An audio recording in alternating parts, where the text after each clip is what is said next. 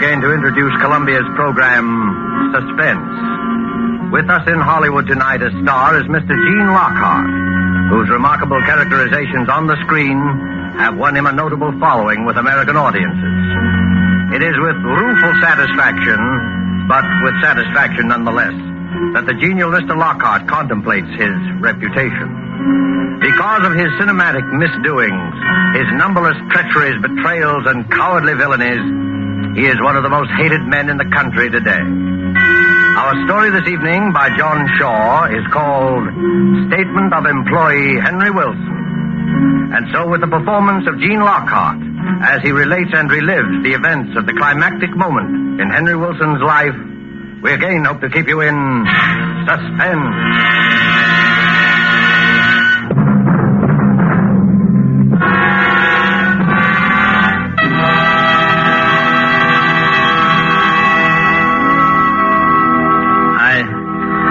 I was aware that I was trembling. I tried walking slowly back and forth in front of the desk, but even in motion, my knees felt weak and my whole body shook. Why was it always I who trembled and never this pompous insect sitting in front of me? His voice was cool and mocking. His voice was clear and hard. Well, I sympathize with you, of course, Wilson, but the error must be brought to Mr. Larkin's attention. There is quite a big mistake there. Quite a costly mistake. Mr. Larkin must know. He wouldn't cover it up. I knew that. 2 years ago, this man had come with the firm. For 8 years before that, I had worked there, enjoying the work, liking the people. And then he had come there. Have you ever stood quietly by and watched someone rob your house and steal your pocketbook? I was helpless. He was ambitious. He was clever. He was fluent. And as of tonight, I was his subordinate. 2 years against 10 years. Around the office, I had a reputation of being casual and carefree. But I hated this man. Every inch of me hated this man. And it was not a new hatred. Of course, there is no question of your honesty. His voice was patronizing. The patient teacher and the unruly pupil. I hated him. He smiled up at me and waved his hand in dismissal. He almost brushed a small iron vase off the top of the desk with the gesture. I had seen that vase so often, but I had never seen it out of the eyes that I was looking at it with now. Good night, Wilson. Good night, I said. Good night, clever boy. I walked out into the corridor and rang for the elevator. Terrible night, ain't it, Mr. Wilson? I heard the boy talking, these elevators like he was yelling at me from some distant mountain. I wish my He was talking and I was answering, but what either of us was saying, I didn't know. I was thinking of something else. I looked at my watch as I stepped out of the car. It was 11:30 already. I mentioned it. You had a long day today, Mr. Wilson. Those were the first words of the boy that I heard clearly, very clearly. Yes, I told him. Oh, plenty of overtime this week. I stood and looked at him for a moment. Mr. Dodds is still in the office. You might drop in and see if he wants anything. I think he'd be very grateful. I will, sir. I certainly will. It'll help to pass the time, sir. I don't like to complain, but these nights pass awful slow sometimes. Yes. Go up and see if he wants anything. Go up and see. I walked out of the lobby and came back into the building again when the boy had gotten into the elevator. 4 flights up. I took the stairs slowly. I was in no rush. I must let the boy get out of the room first. He said the nights passed slowly. This one wouldn't, and yet there would be an eternity compressed in it. When I got to the 4th floor, I stood at the top of the stairs and watched the door to Dodd's office. The elevator was parked at the floor, so I knew the boy was in the room. A short while later, he came out, and I crouched back in the shadows until he'd gone down in the car. And then I walked into the room, not in a crouch or moving my feet so that no sound would wake the stillness, but casually, honestly. There was a small waiting room to Mr. Dodd's office. In 2 years, he had a waiting room. In 10, I had none. I felt like laughing at the symbolism of that fact. Who's there? I called out my name and entered his office. Yes, what is it, Wilson? He was still sitting down. and the iron vase was still alongside of him, very close to him. I started to talk. I don't know what about, business, things in general, I've quite forgotten. I reached across and picked up the iron vase casually, very casually. But his eyes went wild suddenly, and he jumped. And I hit him square on the top of the head with the vase. It wasn't a very good shot. I had no leverage. But he started to slump back in the chair. I hit him again, hard, and again, and again. And a red streak ran across his forehead, and he lay still. I put my hand against his heart. For a moment, there was a soft beating, and then I could feel nothing.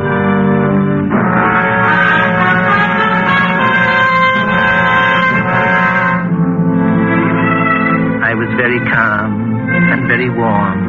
I was calmer than I'd ever been before. I wiped off the vase and put it back onto the desk. I ran through the papers the Dodds had been looking at until I found the one paper I was looking for. I ripped it into little bits, and I put the pieces into my pocket. Outside the building, my first act would be to scatter the pieces. I'd cover my mistake myself. I moved slowly back to the door. I wiped the doorknob and looked once around the room before I opened the door and stepped out into the waiting room. And then... Going home, Mr. Wilson? I stood there, afraid to turn, afraid to think. I slammed the door shut behind me and stood in front of it. Are you all right, Mr. Wilson? I tried to talk, but the words got caught somewhere in my throat. It was the sweeper, Tom Higby, the night sweeper. I almost fainted. Everything had been set so nicely. I'd left the building. The elevator boy had come up and found Dodds in good health. Someone had stolen him later and killed him. That would be the elevator boy's story. If suspicion attached to anyone, it would be to the boy. I had left the building. But now, this. Are you all right, Mr. Wilson? I'm fine, Tom. A bit of a cold, that's all. A weakens one. How are the wife and kids? Fine. The shock was wearing off. Mr. Dodds is in his room now, Tom. Working very late tonight. You'd better, let his office go for this once. Well, if you say so, Mr. Wilson. I could give it a quick brush, though, sir. I wouldn't disturb him none. I stood firm in front of the door. For a moment, I wondered if he'd seen anything when I'd come out of the room. It was possible. He could have looked over my shoulder. No. No, he hadn't seen anything. He began to sweep the sitting room, and I stood and watched him. I couldn't let him get out of here.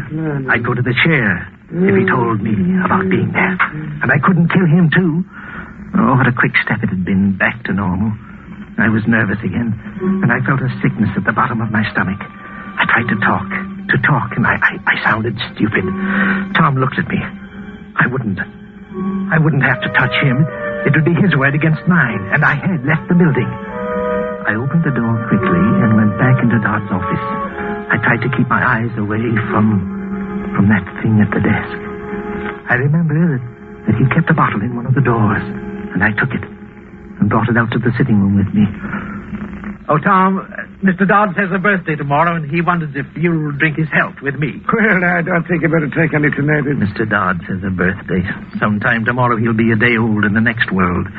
Tom was famous for his liquor habits, but he hesitated. Well, now... I poured the drinks. I don't think you better have... Up with it, Tom, and down with it. And here's to Mr. Dodds. Well, all right, here's kind of... He drank one. He drank another. He drank a third. And still I poured them into him. He got talkative and grew very gay. But he didn't pass out. I looked at my watch. It was almost 12:30. 1 whole hour I'd wasted with him. I could stand no more.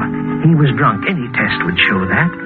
His story tomorrow would be listed as a drunkard's babble. I had left the building an hour ago. I couldn't afford to waste any more time. I walked behind him, and he was laughing. And I hit him as hard as I could on the back of the neck. He pitched forward off the chair onto the floor. I dragged him into Dodd's office. And I lifted him into the chair facing Dodds. I brought the bottle in from the sitting room and put it on the desk in front of Dodds. I took the iron vase and curled Tom's hands around it for the fingerprints, and I dropped it at his feet. A bottle, a fight, a killing. I was sweating. I went out into the sitting room again and almost fell to my knees. I was frightened. I had to get out of here. I got to the lobby, and looked out of the shadows of the elevator. The boy was sitting on a chair outside the car, and he seemed asleep. I came out of the darkness and went quickly towards the street and began to walk rapidly. I wanted to get somewhere out of the world. Oh, would I ever sleep again? we murderers are not supposed to, and I wanted to rest. I had a sudden idea. I went into a cafeteria and used the telephone. I called the building and got the elevator boy on the phone. Hello there. Hello, Jim. Oh, this is Mr. Wilson, Jim. Has Mr. Dodds left yet? The voice that answered me was sleepy, and the words were hard to make out. But I knew all the answers. Well, listen closely, Jim. Will you tell him that the address of the place we were talking about is 144 Gray Street? Yes, yes, that's right. Oh, he'll know what I mean. Will you go up and tell him now, Jim? All right. Thanks a lot, Jim. I was sure the sweeper would be discovered in the room with Dodds. The address was a Turkish bath. It's logical. A man working all night might want to go to a Turkish bath afterwards. Jim would walk in now, and heaven only knew what came next. The sweeper would be caught like a rat in a trap, drunk, and with a murdered man sitting across from him. I walked home through streets that crushed me in their shadows, between walls that whispered at me as I passed. I sat up in my room for hours listening to the sounds Manhattan makes in the night. And finally, I fell asleep. And I sat, and I slept, and I dreamed until sunrise.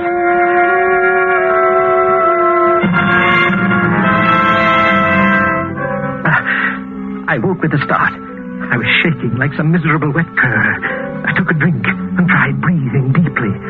Somewhere I'd read that deep breathing killed that scared feeling. What in blazes was I frightened about? I was safe. I was completely safe. But when I left the house, I was still shaking. I walked all around the block that the building was on before I went inside. It looked like any other morning. On the floor where my office was, I saw a policeman, and then another, and then my world was surrounded by a ring of police in plainclothes men. I must watch my nerves. I must move carefully, very carefully. None of them paid any more attention to me than they did to any of the others. They assembled all of us in the president's office, and then one of them, a sharp, alert young man, began to talk. Last night,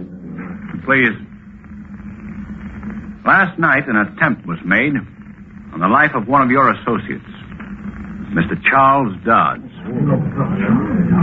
A murmur ran around the room. I was talking with the rest, being surprised with the rest. But what did he mean, an attempt? Dodds had been dead. Or had he? Fortunately, however, the attack was not successful. And Mr. Dodds has supplied us with some rather unbelievable information. Information which I tried to hold myself. I felt faint suddenly, and then something happened inside me, and I did not break. It was a trick. It was a trick, I was sure of it. The detective stared at us, running his eyes across our faces, across my face, searching, staring, and then he shrugged his shoulders. Well, as a matter of fact, Mr. Dodds was killed. And another man you might know also died last night. Mr. Thomas Higbee, the night sweeper. Higbee? Dead too?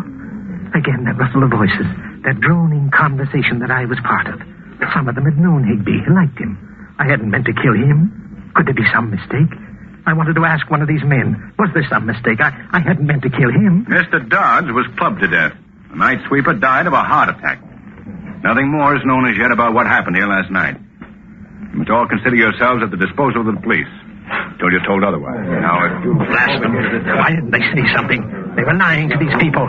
Nothing more was known. That's nonsense. Why, it was all there for them to see. It told its own story. Higbee had killed Dodds. Poor, harmless little Higbee had killed that big, famous executive. And now... Mr. Wilson, will you come this way, please? Just a little routine questioning, that's all. Everybody here will have to undergo it. I must watch myself. I must go very slowly. Sit here, won't you, Mr. Wilson?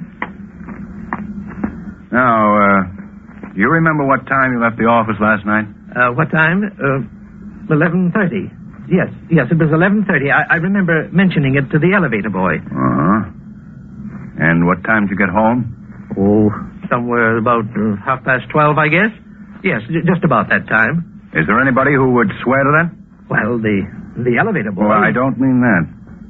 Is there anyone who saw you go into your house at 12:30? I hardly think so. At that time, the streets aren't too well populated, you know, officer, and I live in a house where people mind their own business. I really don't know anybody in the house, and I doubt if anybody saw me go into it. But you can check with the elevator boy, though, as to my going home at 11:30. Yes, we have already. You weren't on the best of terms with Dodds, were you, Wilson? Oh, I was fond of him. But I don't know what right you have to say a thing like that. He kind of did you out of a job around here, didn't he? Oh, he was a smart man. Mr. Dodds was an exceptionally smart man. It was not at all a disgrace to lose a position to him. When I left him last night, he was in excellent health. And if I killed a man every time I had a job taken away from me, I'd have quite a long line of victims behind me. Of course, I'm just joking, you know. You made a phone call to him last night, didn't you? Yes, to the elevator boy. I remember suggesting that he go to a Turkish bath after he'd finished work to sort of tone up. They're very good, you know. And I mentioned that I knew a very good one that I could recommend. And then when he asked me the name of it, I couldn't think of the address of the place, and I thought of it later, though, and I phoned the building. Where'd you phone from? From a little place in the neighborhood. And about what time did you phone? Well, it was about 12:25, I guess. I was getting a little mixed up. It couldn't have been then. I was still in the building at 12:30. They were confusing me. You called at exactly 12:55. So you must have miscalculated the time of your arrival at home. However, that isn't important. None of us is expected to time ourselves from place to place, are we? When we find too good an alibi, we get kind of suspicious. Well, I don't think we'll have to bother you anymore, Mr. Wilson. Thank you. He asked me to send somebody in to see him as I went out. I forget who it was. I was thinking very hard. I went into my office and sat down. So easy. Was it possible the whole thing was over? And so easily? Hello there, Wilson. Very sad, this business. Very sad. Oh, good morning, Mr. Larkin. But we must go on. Mr. Dodds would want it that way. Yes, sir, he would. It's a responsible job he had, Wilson, but you've been with us long enough to know that. Yes, sir. Do you think you can handle it? Well, sir, yes, sir, I think I can. Good. Get your stuff together and take over Dodds' old office. You deserve this, Wilson, and I'm sure you'll reward our confidence in you. Well, thank you very much, sir, because I hardly expected... On second thought, I think you'd better go into his office right away and sort of straighten out some of the things on his desk. I'll have one of the boys bring your things in later. Very well, sir. Good luck. Thank you, sir. The fat, pompous pig. I hadn't said those things before last night. They were all in a spot now. They needed poor, stupid Wilson. They needed me to get them out of a hole. The further the thing went, the funnier it got. Books were wrong about virtue and good counting for anything. To get ahead, you either married the boss's daughter or killed the boss. I took the pencil and a small notebook and went out into the corridor. I stood for a moment outside Dodd's office, just like last night, and then I pushed the door open, slowly. The sitting room, and then the door to the office. I opened it and walked inside. I heard the door close softly behind me, and I stood there, smelling the death in the air. And then, I saw it. I tried to yell, but I couldn't get the words out.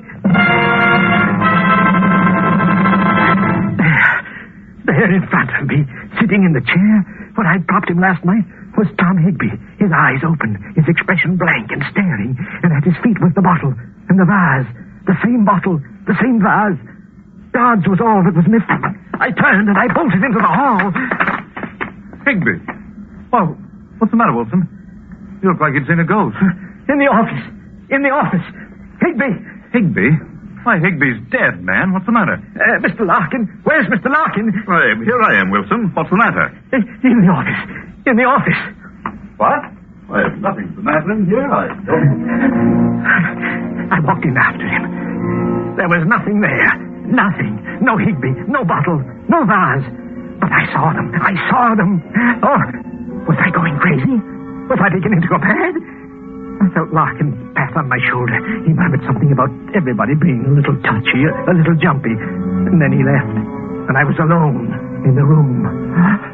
Be careful. Be careful. Be careful. I stared at the desk and at the chair. No one was there. No one could have been there. I must watch myself. What? Oh, I beg your pardon. Oh, not at all. I seem to be in the wrong room. I'm Mrs. Charles Dodds. Oh. I'm looking for that young detective. He doesn't seem to be out here. Well, I believe he's in the end room questioning the employees. And I don't suppose he'll be able to see me for a little while. Do you mind if I wait here for him? Well, Thank you so much. Excuse me for a second.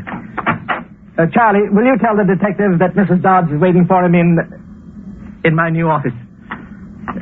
You've already seated yourself. I was going to suggest that perhaps this seat might... She was sitting in his chair. There was blood in that chair. This is quite all right, thank you. Charles would have liked to see the way everybody's taking his death. Everyone is so kind to me. Mr. Dodds was a fine man. A fine man. You're Mr. Wilson, aren't you? He used to talk about you. Thought you were a very bright person. He seemed very fond of you. I don't know how I'll be able to go on without him. Mrs. Dodds, you mustn't. You mustn't. I'm sorry. He wouldn't like to see me carrying on like this, would he? We were going to buy a home in Westchester this summer. Did he ever tell you that? Yes. Just outside Yonkers. We have 2 lovely little ones, Toby and little Mary. He loved the New York State countryside. We talked so much about it. On she rambled. He liked this. He didn't like that. The children, Toby and little Mary. She was driving me crazy. Stop it, I wanted to yell. Get out of here and leave me in peace. Get out of here, you witch. Get out. Get out. Mrs. Dodds, Detective Lewis would like to see you now. Thank you for everything, Mr. Wilson. And goodbye. Goodbye. Goodbye, and get out. And leave me alone. I hadn't meant to do anything like that. I hadn't wanted to do any of the things I was doing. All I wanted to do was to kill Dodds. All these other things, they weren't mine. I hadn't killed Higby. He can't haunt me. His wife can't cry at me. Heart attack. That's it. Higby died of a heart attack. I beg your pardon, sir. Have you seen Mrs. Higby? The detective is looking for her. How would I see her? Am I everybody's guardian? How can anybody get lost in this office? Sorry, sir. Mrs. Higby? Mrs. Higby? Stop it, you fool. Higby! You howling idiot. Can't you be looked for quietly? You will drag Higby from his grave with your yelling. 2 widows. What? You manufacture widows, don't you, Mr. Wilson? Widows and orphans. Tell me, Mr. Wilson, is it your life's work or is it just a hobby with you? Tell me, Mr. Wilson. Who is that? Who is that talking? Do they think they can make a fool of me? The office communication. It's all. Oh, stop it, Mr. Wilson. You'll go balmy. Oh. You've committed the perfect crime. Don't go crazy and spoil it. No. Perfection is instinctive with you, isn't it? Yes. Not a plan that you make. Spontaneous perfection. Yes. There aren't many who do that. Go on. Boy, go on. Voices can't frighten me. They deserve to die. And that's why they're dead. Thou shalt not kill, Mr. Wilson. Thou shalt not kill. Thou shalt not kill. Not Higby. I didn't kill him. His heart stopped. You hear me, that's all. I didn't kill him. Now you voices stop. You hear me? Stop it, I command. Stop it. Is something wrong, Mr. Wilson? What do you mean, is there something wrong? You hear them, too? Well, you mustn't listen. They lie. You hear me? They lie. Now get out. Get out. Get out. You must talk only to me. You understand me? Only to me. Not to these others. Don't say anything to them. Only to me. Only to me. Well, what do you want? Well, I don't know. You think they'll say something bad about me, don't you? So you can carry me off to jail. That's what you're waiting for, isn't it? Well, you're going to be disappointed. You see? They're quiet. What's quiet? Yeah, who's quiet? You think I'm going to tell you. They won't say anything unless I tell them to, and I'm not going to tell them to say anything. Not one little word. Last night you wanted to know all about last night. Well, you asked them, but they won't tell you. Look at the expression on that face. Look at him, Lieutenant. They were there. They saw me hit him, but they won't say anything. They were there, but they won't tell you a thing. Not one little word, not a single thing. Gibbering idiot. Because I'm not going to listen. I shouldn't have let you They won't monkey hear me. around. We could have gotten us out of it some other way. You and your psychology. You know, you should leave that stuff in colleges. All I did was plant Higby in the office and route Mrs. Dodson here and talked into the ventilating system. Yeah, those voices had me creepy, too. Incidentally, Dodds was single. What? That girl's my fiancée. She's an actress. Well, well, why did you tell him Higby was dead? No, maybe you better not explain. Psychology, huh? Well, what are we going to do with the confession now? We should have pinched him the moment we walked in here. Maybe I'm lucky I never went to college. There's no use you waiting here.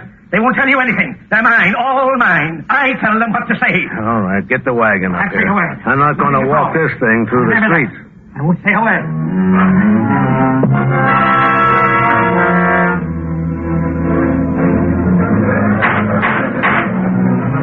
Henry Wilson, it's the judgment of this court that you be sent to the Hillview Mental Home and be kept there in close confinement until such...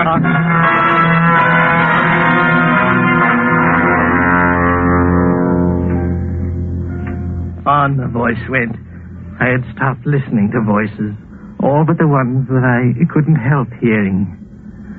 But I'm not crazy. I'm not crazy. I tell people that, and they look at me queerly. The stupid fools. The guards here have spread the lies that I have fits. Lies. Lies, I tell you. They say every night when the moon comes up, I have fits. Loud, roaring fits. Well, they lie. Because it's then that I hear the voices. I hear Dodds and his wife and Toby and little Mary.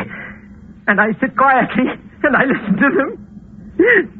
Do you think I could have a fit in front of them? Do you now? No, I'd be ashamed. I tell you, I'm not crazy. And they lie when they tell you that they lie. All of them. They lie. And they lie.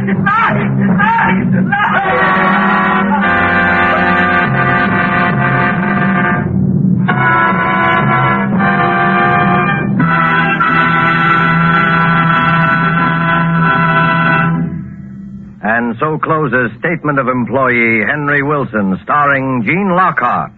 Tonight's tale of Suspense.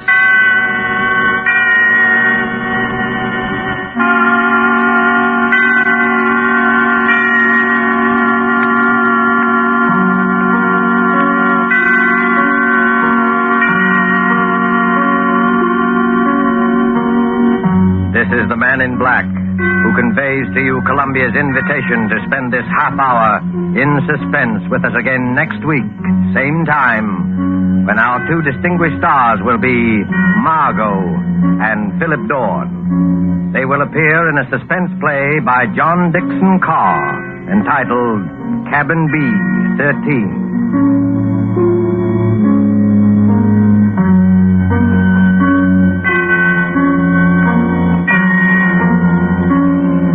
Producer and director of Suspense is William Spear, who with Lud Gluskin and Lucian Morowick, conductor and composer, and John Shaw, the author, collaborated on tonight's Suspense.